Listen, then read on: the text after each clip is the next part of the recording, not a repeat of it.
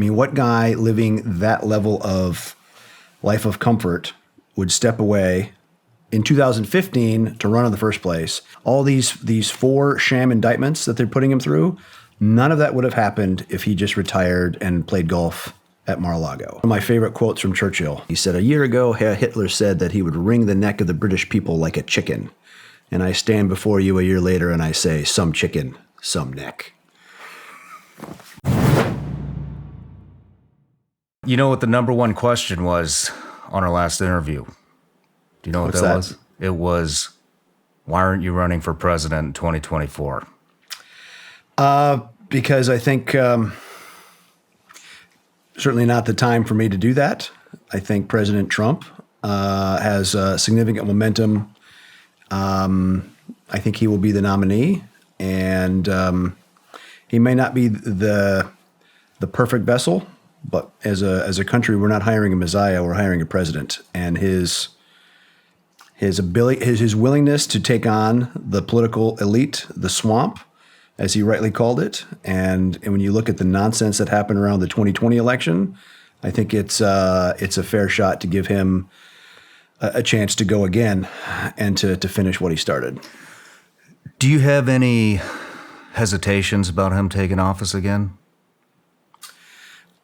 There is no question that he loves the country. I mean, what guy living that level of life of comfort would step away in 2015 to run in the first place, and then with all the bullshit that they put him through while he was president and even after president, all these 4 sham indictments that they're putting him through, none of that would have happened if he just retired and played golf at Mar-a-Lago. Mm-hmm. But the fact that he's stepping back into the arena and the knives that are out for him shows what a threat that the political elite see in him. So, again, an imperfect vessel, but the right vessel to push it, to push forward with. The only thing that really concerns me is who is he going to put in his cabinet? Who's going to work for him? I agree. That's my concern as well, because he never really got control of his national security apparatus last time. But I think he did not understand. I don't think he fully comprehended the depth of how uniparty Washington had become, and that a lot of those changes were not affected by the people he put in place. Do you think there's any other candidates that could take the job? Look, Ron DeSantis has governed Florida extremely well. He's extremely competent, proven. I like his policies. He has not ignited the retail politics of it all in appealing to a broader market as much, but I wouldn't rule him out. I saw Vivek Ramaswamy at CPAC, probably 9 months ago. And I remember I said to my wife, I said, that guy really is sharp on the issues, and he's going somewhere. And so is America ready to elect a Republican, an Indian Republican from Ohio? Maybe. I mean, crazier things have happened, but whoever it is, what's unproven about him is, can he take the unrelenting pounding of Washington and the left in the media, attacking him in every way? That's a pretty hot fire. And the one thing about Trump, he has a very stiff neck, and it has persisted, unabashed, unafraid, through withering fire. He definitely has a hell of a chin. There's no doubt about that. Like, one of my favorite quotes from Churchill. He was speaking to the Canadian Parliament, and he said, a year ago, Herr Hitler, this is right as the bombing of London was starting, he said, a year ago, Herr Hitler said that he would wring the neck of the British people like a chicken. And I stand before you a year later and I say, some chicken, some neck. And so we need a president that has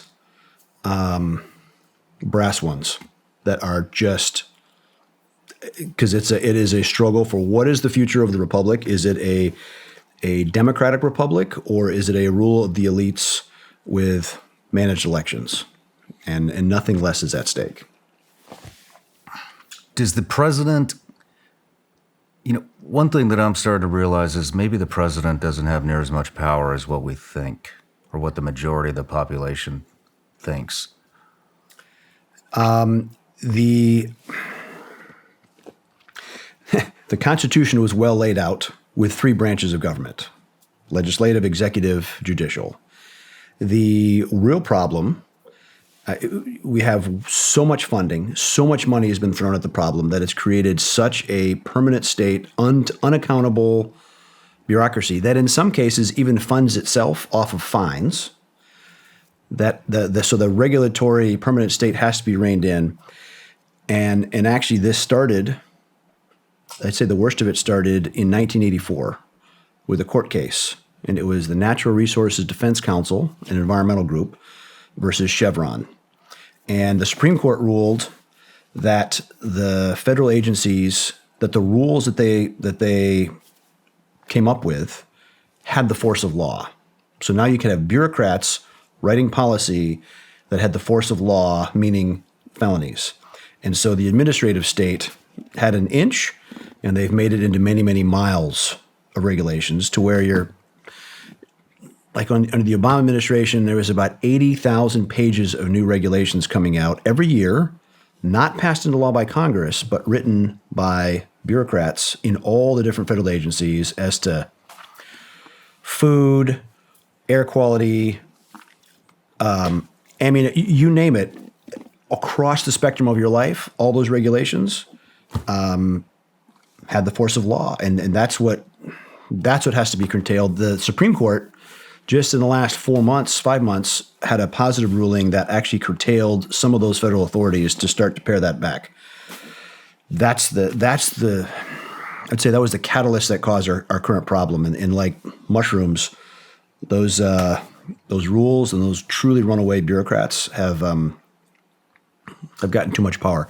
I think the most important issue for the president, I would say top three, is to rein in that regulatory state, is to reform civil service laws so that a government bureaucrat can be fired.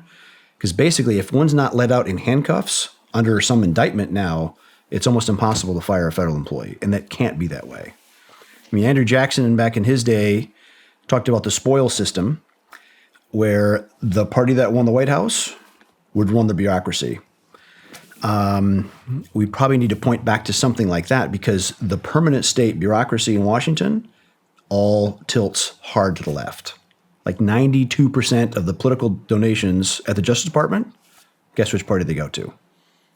75% of the DOD, Democrats.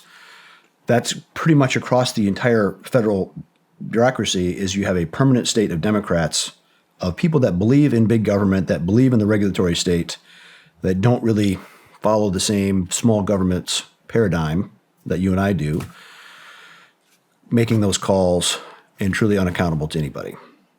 And Republicans, with the power of the purse, the most important thing they can do is to close off that money supply, because nothing will choke a bureaucracy out of existence faster than cutting off its money. And so if there's one thing somebody should do to any Republican is to pound on them to just say no. Just stop bundling all these massive hundreds of billions of dollars appropriations together, make them do their job, do it in smaller chunks, and say no, and write much tighter, fiscally sane policies. We are teetering towards bankruptcy as a country now with $30+ trillion in debt. So it's not like we have extra money to burn, especially with a lot of the ways that we waste it now. You want less stupid government? Spend less on it. Why Choke do you it think off like thalidomide. Why is there such a push to grow the government, big government? I don't understand the logic behind that. What do they want to accomplish? Is it total control? The